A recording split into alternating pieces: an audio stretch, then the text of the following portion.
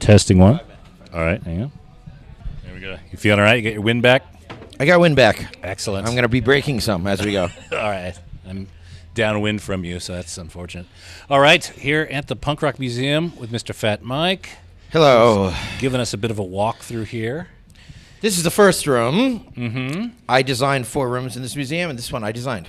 Okay. I wanted this to be very welcoming. So what we have here, we have Darby Crash, gay, Alice Bagg, Latina. This is Danny from Wasted Youth. He's just white trash, but he's bleeding from his head and drinking red wine at the same time. Okay. Polystyrene. She's black somehow. Mm-hmm. I mean, she's in the black realm. She's not. I don't know what you call it. She's not the male Caucasian kind of. She's not African American, that's for sure, because Yeah. she's from England. Okay. We got straight edge. Yep. We got Laura Jane Grace. We got transgender. We got great big hair, GBH. We got Tony Sly. There's just the white American Californian. And blank, so the kids will go, oh, they know one of these bands. So this first room you designed to kind of be the Welcoming. Okay. The first thing you see is Alice. That's Bagg. exactly how I wanted it. Yeah. I wanted Alice Bagg to be the first person you saw. And that is such a compelling picture too. Yeah. Well, she was so important to the LA scene, and she brought the Latino community. You know, the Plugs and the Zeros, and So Crime. So we walk through and we kind of enter into kind of New York Dolls, early New York, early 70s New York. Yeah, Joan Jett. And it's interesting because the Runaways and the Ramones, they came out the same year, their records. Of course, the Ramones were much better. There is Joe Strummer and Harley from the Cro-Mags. Right. But he was only 13. How did he get in on the scene at 13? His parents were not good parents. Okay. They took him to shows. You know. Yeah. I mean, but He looks like he's having a great time. Oh, I mean, he met Joe Strummer when he was 13. Now, I'm interested in a lot of, like, these Ramones posters. This one appears from which country? It comes from the country of South America. South America, okay. Somewhere in South America. And it's just in tatters around the edges. Obviously, you can see the pictures and everything, but, you know, the fact that we tattered it. We tattered it. You here. tattered it? Okay. No, we did not tatter it. This is how these things survive. That is incredible. Like, where would you find something like that? South America. That's where you find it. And then someone kept it. We got most of this stuff from collectors. Right. Like, look at the Ramones base we have. Who do you think that belonged to? CJ, yeah? CJ, I know, but it would have been nice to get Dee Dee's. Over here, we have Johnny Thunder's demo tapes, his cassette tapes. Oh, those are Johnny Thunder's cassettes, actual cassettes. Yeah.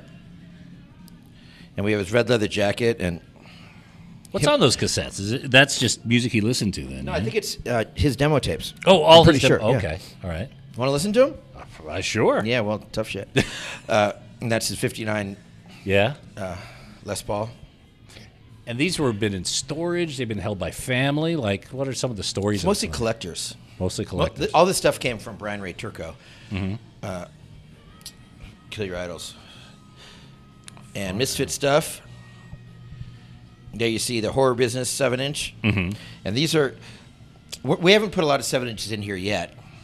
It's just a phase we haven't done. We're working on it because we want to show all the important labels and like the 10 best records they did. Okay. But, you know, I have a key to these cases, so I come in here and put my stuff in. And that's my Bullet 7-inch that I paid $2.98 for in the Valley at some record store, and my Halloween 7-inch. That's amazing. What is there an artifact in here that you're just absolutely surprised still exists? Yeah, around the corner. Okay. There's my Sex Pistols bootleg. Okay. I was wondering what that was. So that's a boot. That's a boot of when they were on A&M. That's their demo album. Okay. So it's really good, and it's got Satellite on it. It's got every song from Nevermind the Bollocks, but also Satellite. Got it. Sid Vicious's Belt, Joe Strummer's Last Bag of Weed. Oh, there's the weed. Okay. It's in tinfoil. Okay. How does that weed make it here to the Punk Rock Museum? Well, Spider Stacy had it, so you know it's legit. Spider from the Pogues, and he gave it to Audra from the Gimme Gimmes, and she kept it for years, but she gave it to us. So when Strummer died, that was just in his jacket or something?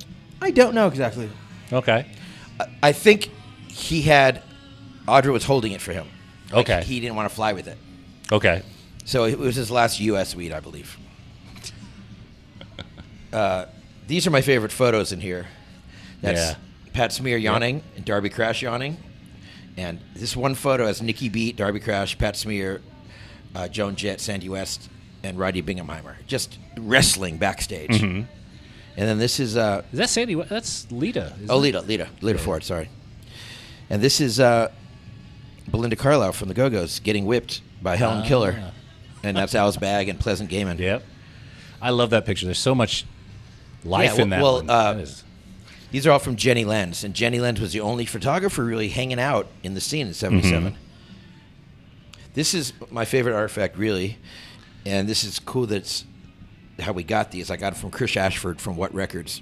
Okay. And it's George Ruthenberg, a royalty check. It's Pat Smear for $8.34, a canceled check. And Charlotte Caffey from the Go-Go's when she was in the Eyes for $15.63. Wow. And Teresa Ryan. That's Lorna Doone. Lorna Doone, yeah. Oh, and this is the first punk 7-inch pressed in L.A. That's the Germs forming 7-inch, and this is the plate. That's the metal plate. That's the label, the hand-done label, and the handwritten lyrics. And then you got the Lexicon Devil metalwork too there. Yeah. Wow. Now, were these done? These must have been done. And Darby like Crash's phone book. Oh, hang on. Who's in Darby Crash's phone book? Read the top name. Poser? Poser, yeah. Wow. And all the digits. There's only 7-digit numbers because we only had 7 digits. That's right. That's right. Has anyone tried calling Poser lately? No. Okay. So a lot of these records, it looks like just from the envelopes, they were made at Rainbow Records in Southern California. Yeah, I used to use Rainbow all the time. Yeah. And Bill Smith. Mm-hmm. This is interesting. This is SST. These are solid state transistors, and that's how Greg Ginn started his company with transistors. Right. So we got a bunch of those, and we have different artwork for the Black Flag Louie 7-inch. Right. And those are photos of the first Black Flag show when they were Panic. That was Pollywog Park? Yeah. Wow. This poster, I'm surprised that this poster, because this is the very That's the first original, pressing. yeah. Yeah. You can tell by the outside. Yeah. And the fact that they were doing marketing at that early kind of period. Yeah. Well, Greg Grin, he knew how to market. Not Greg Grin. Greg. No, that guy does not grin. That is Greg Ginn. Yeah, he knew how to market. Mm-hmm. All these original Germs flyers, too. I mean, does it surprise you how difficult or how valuable some of these are? I think it's cool. I think it's so cool that people collect these. Mm-hmm. Like I collected records from like 82 to 85. Mm-hmm. That's it. That's why I have all these. Like that's my Social Distortion. Distortions. Yeah. That's my 1945 when there's just a Xerox cover. Right. And the main liner. I imagine you probably got quite a few of these directly from the bands, yeah? No. No? All from stores. I used to go to Rhino Records like 3 times a week. And Licorice Pizza. Okay. This footage is the coolest thing we have in the museum. This took me a year to get. Yeah. And what it is, because I had Lou Adler, the producer of Rocky Horror and Cheech and Chong Up in Smoke. He was on my podcast. And I said, why don't you show the Germs footage? Because I know they played the Battle of the Bands at the Roxy. And he said, and you can see that they're getting thrown off stage right here. Right. They were so bad, he's like, no one would believe they were in a Battle of the Bands. So look at Pat Smear's hair. Yeah. It's crazy. But, the crowd just turned on him after one song. But this is the second Germ show ever. Right. And it's only one song, and it's in 16mm film. Look how good it looks. Yeah. Because in Cheech and Chong Up in Smoke, people don't know what we're talking about. Up in Smoke, they had the Battle of a Band scene, and that was filmed at the Roxy. Yeah. Okay. And they won because they got everyone stoned. Right. Yeah. But the Dills played, and you see the Dills play in the movie, but no Germs. That's amazing. This exists. Yeah, and it took me a year. He finally. There's Bingenheimer right there. Yeah. He introduces them. Okay. And Lou told me, he said, you're not going to sell this or anything, and it stays in the museum. I'm like, it will never leave the museum. Right. So pretty Far out. cool. How long is the clip? Oh, there he is. Yeah, it's only one song. Okay. Who was on drums? Some girl, don't know who she was. Okay. Pre-Dawn Bowls. Yeah, pre-Dawn Bowls. That Danger House sign. Yeah, see, the Danger House sign, that is going to go up here. Okay. And we're putting the 10 Danger House records. And then we're doing a bump sign. Oh. And we have logos from all the old record labels. Right. Because labels tell the story. Yeah. But we just haven't, we had to open. Yeah. And then getting all these records is not easy. Yeah. How much of the stuff is out and how much is in storage kind of waiting for a... It's quite a bit in storage. Mm-hmm. I mean, the museum doesn't look empty. I mean, we're full. No, I know. But there's still space. Right. And this is where I grew up. This is L.A. Like this, that's... Yeah. We're fixing that. You'll see what we do there. Okay. Did you ever see Germs live? No, my first show, I was 14 in 81. Right. Okay. And here we have cassettes Mm-hmm. and VHSs. And check out over here. This is cool. First of all, these are all punk rock 8-tracks. Yeah. Ramones and Clash. Funhouse. That's great. Sham 69. Patti Smith. Where'd you get those from? I don't know. Yeah. Different people. Made it This later. is Brian Ray Turcos too. It's the original Devo mold that made the Energy Domes. Amazing. How cool is that? That is great. Oh, phenomenal. Here we have. This is the only place we have drums, except for the Pennywise drum. Mm-hmm. So that's Lucky Lear's drums. Those were the drums from Group Sex. Right. That's that crazy dead sound because these drums are weird shaped and they only have one head. I'm surprised they're still in reasonably good shape. Look at that. Well, he's a lawyer. He takes care of his shit. Okay. All right. But I mean, he was playing them at shows back in the early 80s, yeah? Yeah. Yeah. We have D.H. Pellegro's drums and Damn drums and Less Than Jake drums. Scream, Social D, Bill Fear's Stevenson. saxophone. Fear's saxophone. Yeah, and the Minutemen, they're D. Boone's amp. D. Boone's amp. That's a great amp, too. Where did you get that? Like, you know. Well, that one we stole. You stole. Yeah, we stole from Mike Watt. Okay. I'm sure he's fine. Yeah, come on. And look at that, Steve Soto's bass. Oh. Yeah. Best guy in punk rock. Oh, that's fantastic. Manic Hispanic. Gabby, rest in peace. Yeah. I tell you, I walked through this 3 times already. Oh, yeah. It's just, every little bit is just, it's kind of emotional. It is very emotional. Yeah. And when I get new things, like, you know, showing Lucinda Strummer and the entire Strummer family his exhibit, they were just blown away. I mean, they flew from England to see it. and after that, she gave us Joe's 59 Cadillac and his whole studio we're getting. And we're building a studio out of really? out of Joe Strummer studio. Oh, that's amazing. Strummer Studios. And I designed this room, too. This is supposed to look how Like a basement? my grandma's basement looked.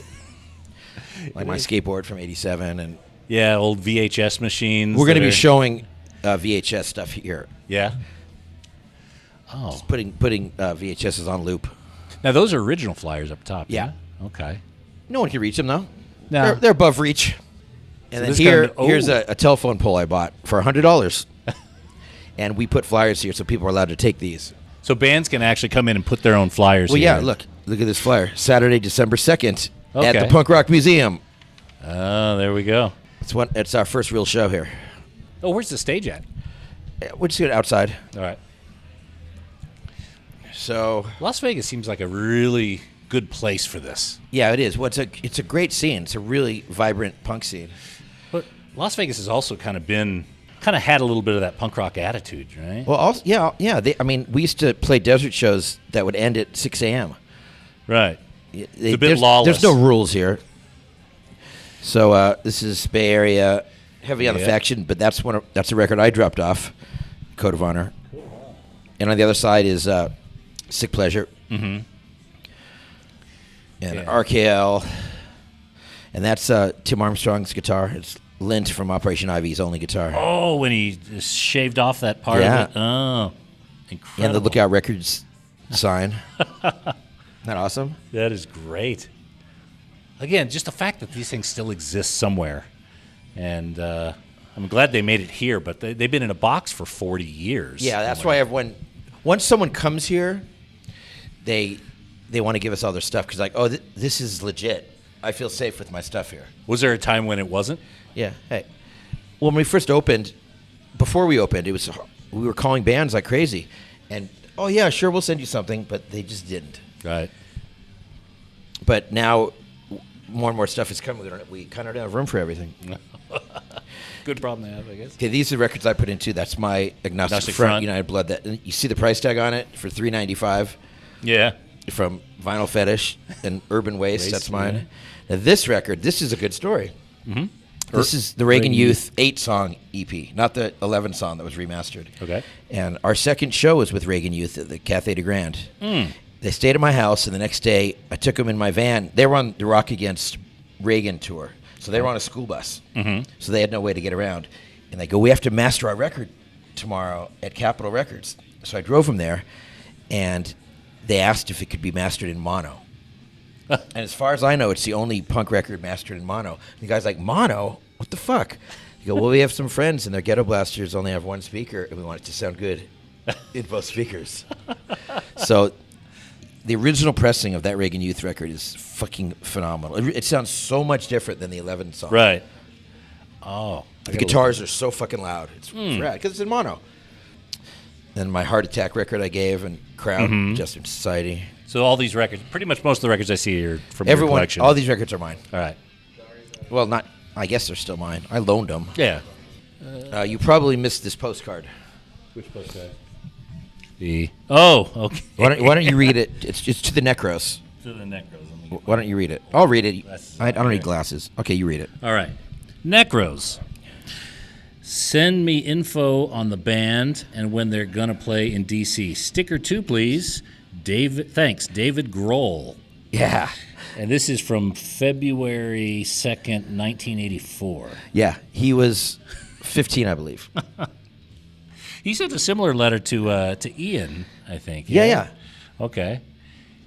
Did he ever get a sticker? Do you know? I did not ask. But this is, Inner Ear Studios mailbox. Oh, okay. And far part out. of their gear. Oh, man. This is their case they sent us. And this is Teen Idol's, Ian McKay's first band. Oh, man. They gave us a section of their wall in the basement because they just posted stuff in the basement. Okay. Punk stuff. Yeah, this is the amp. That's the Coleman that the amp used to sit on. Yeah. Okay. And this is all their homemade clothes. I didn't realize it was purple. I've seen that, but only in black and white. Right. Punk. Yeah. Purple's punk. Well, it's a government issue. Setlist. Government issue, not talked about as much as other bands. Mm-hmm. They weren't. They kind of went off the Discord tree. Are there any bands that you would like to see more represented here? So many bands. So many bands. We don't have a good Chicago section. We don't have a good Minneapolis. We don't have a good Boston. I mean, I put in Boston, not L.A. Right. And Adrenaline OD, but it's all we can do is what we get. Mm-hmm. Like we have tons of stuff from Negative Approach and handwritten lyrics from Necros. That's a Necros artwork for Conquest. Original flyers. Is that the original? Yeah. From Negative Approach? From Negative Approach. Wow. And that's the shirt and the spikes, original Poison Idea spikes from Kings of Punk. Oh, Jerry A's codpiece, is that it? Yeah. The Obituaries, good band from Portland. Mm-hmm. White Cross and Gangrene 7-inch. Tesco V's crowd control dildo. That's the original Necros 7-inch. There's like 100 of those made or something, aren't there? I don't know, but that was on Touch and Go. Yeah. So this is the room of when punk broke. Okay. I specifically picked this photo of Offspring. Mm-hmm. Because Offspring sold 11 million copies on an independent label. It's the biggest selling indie rock record of all time. Mm. And still to this Green day. Day sold more, but that was on Warner Brothers. They Right. did this on Epitaph, which is, I think, a real feat. Wow.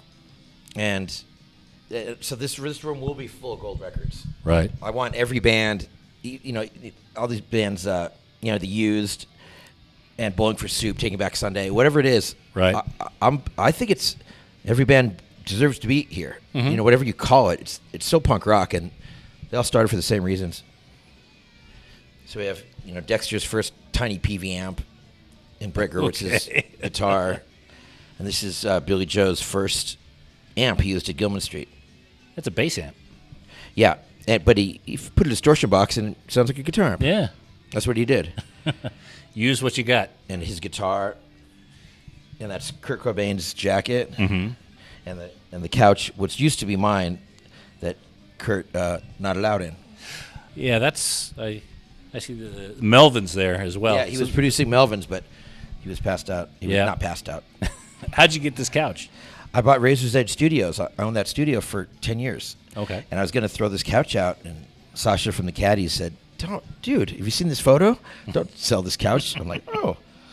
Little did I know I'd own a museum one day. This is a Billboard Top 200, and there's one band that entered this with a bullet. Yeah? Yeah, look lower, look lower. Hang on. Keep looking lower. Number 200, No Effects, The Decline. Hey. All right. Entered at number 200. We're there for 1 week. I mean, you can't plan that kind of marketing. Number 200. You're just a little bit more, you would have beat Garth Brooks. I know. 100 more records. This is cool. This is, I called Pat Smear and asked him for some gold records. Yeah? So he gave me some Nirvana gold records. Okay. And he said, Mike, I have a Grammy, too. And he said, but I'm only allowed to keep it in my home or office because there's rules from the Grammys, and you can't put it in public display. Right. So I said, well, can we have it anywhere, Pat? He goes, sure. So we have the Grammy and the rules. I like this one, too, here. That's a half gold, No Half Effects gold? record Yeah. to my mom. Oh, really? Yeah. Oh, that's lovely. Boy, she did. Oh, it's a lovely gesture. All right. So this is a wall that I'm not done with, but as you can see, it's Sub Pop, Victory, Vagrant, Hellcat. There are logos of record labels. Mm-hmm. And within a month, we're going to have like the 10 most important records under each one of these. Right. Okay. Because, records tell a story. Mm-hmm. And it's a great timeline. And this is when, when Fat Records and Epitaph Records became relevant. This is awesome because it's Operation Ivy playing their last show at Gilman with Billy Joe watching. That's what I thought I recognized that. And look who's opening the show, Green Day. Wow. Yeah, there's a lot of vinyl stuff here that's cool. This is a record contract, an actual record contract that I wrote to the Pairs. And one of the things says, you will record one record for Fat unless Fat asks for more. If Fat asks for more, you will politely give them more if you want to. Legally binding. Yeah. And all the things in there are... So this is kind of the sort of deals Fat even makes to this day, yeah? Yeah, well, we only do one record deals. Right. I just think that's the way to go. Mm-hmm. We have done a few that are 2 records, but never more than 2. Right. I like this form letter here of... the rejection letter. How many demos would you get, like, in a given week back? Well, we didn't get that many because on all our records we put Mike Park's address from Asian Man. So... So he would get most of them. This is the first NoFX interview from 1986. Okay. Oh, they sent They sent questions. It was a fanzine, and I wrote back the answers. Okay. Who are you? How long have you been together? We are Mike, me, 19, lead vocals, Eric, him, drums. We've been in a band for 3 years. Any last words? Warning, warning, beware of Detroit. Oh, yeah, we had some bad times in Detroit. So... This is a cool 7-inch. Right. This is the first record I put out, NoFX record. I made 500 copies, and one side says what songs are on it. Right. It's called The PMRC Can Suck on This. And one side I left white, and when we were on tour, we all drew pictures on all and numbered all of them. So there's only 500. And this is number 371 and number 465. Oh, so every single one of them is a little bit different. Everyone is hand drawn. Ah. Like this one has an ocean liner on it, and that one shows a skinhead smoking crack. Very cool. So where did were these part of your collection, or like I would imagine there's some these fans are mine. that had or some people. No, all this. There's a lot of NoFX stuff because I just had it. Right. Okay. But this guy who did the interview, like he would have kept this and shared it some later date. Yeah, he must have sent it back to us. Yeah. And all right, got your dolls here from the movie. Yeah, and that's the Home Street Home I'll show you that upstairs. It's cooler. But the Home Street Home 50 record set comes in a dumpster. 50 45s. Yeah. Okay. How many of those are made? There's 1,000. 1,000. Okay. And here are the Plates. the plates, the stampers for New Bomb Turks, 88 Fingers Louie, Snuff, Rancid, Bracket. Bracket. I love Bracket. And that 7-inch is called Pretty and Punk, the E-Dagger. Those are 2 songs I wrote, and I recorded. It was for my ex-wife's, for Erin's 35th birthday. I only made 35 of these. And Karina from Dance Hall Crashers sings on one song, and I sing on the other. Only 35 copies made. Yeah, no one's ever heard it either. Okay. What did you do with the 34 other copies? We gave it to guests at our birthday party. Ah, okay. Isn't that nice? That's beautiful. And you got the early NoFX poster here, promo. Yeah, and that is the original record for single album, which is extra thick. That's right. It did. And there's 42 of those made. That you should see they're super thick. They're 600 gram vinyl. What gave you the inspiration to do something like that? Just to be obnoxious. Just to be obnoxious. That is Bad Religion. What record is it? Oh, it Infected. Stranger Than Fiction. Yeah. That's the 2-inch tape. Not many people use 2-inch anymore. Yeah. That's the 2-inch tape. Those are handwritten lyrics from Plug and Drublick. Now, have you always been a bit of a pack rat, keeping things around? No, but I've always had a pretty big office, so when I get something, I just throw it in a closet. Was it organized But in any particular way? I have handwritten lyrics for Punk and Drublick, but that's the only record I have that for. Right. Because I used to write in a notebook. Okay. So everything for from then White Trash, 2 Heaps and a Bean, that's lost to time. Yeah, that's the only record I have that for. Oh, all right. Pennywise bass. Yes. Yeah. Fletch used to break a lot of stuff. This is magnificent. The original artwork to Against the Grain. Who is the artist on? Joy Coy. Okay. She did an album for NoFX too. Was this hanging in Epitaph office? Okay. Yeah, Brett gave it to. Brett was just here the other day. Okay. With his family, he's one of the investors. So, what gave you the inspiration to do a punk rock museum? Like, what was the moment you said, "I'm going to do this"? I was going to open up a store in Vegas, a punk store, and my friend Lisa Brownlee said she was going to run it. Mm-hmm. She goes, "I have a bunch of cool artifacts from Warped Tour. We should put those in too." And then I was looking at spaces. I go, "Wait a second, I have tons of artifacts." And I went from a 1,200 square foot place to 4,500 to 7,500, just looking at places. Right. And then I got this place. It's 12,000. Wow. And I just bought the building. Right. And that was about 3 years ago. Mm-hmm. But it's like I couldn't believe no one ever thought of it, really.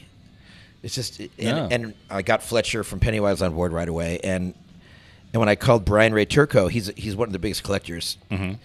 And I told him what I was doing, and he's like, "Shit, I've been waiting for this call, and I was always going to say no. But because it's you, I think I'll do it because you're going to do it right. You're going to do it absurd.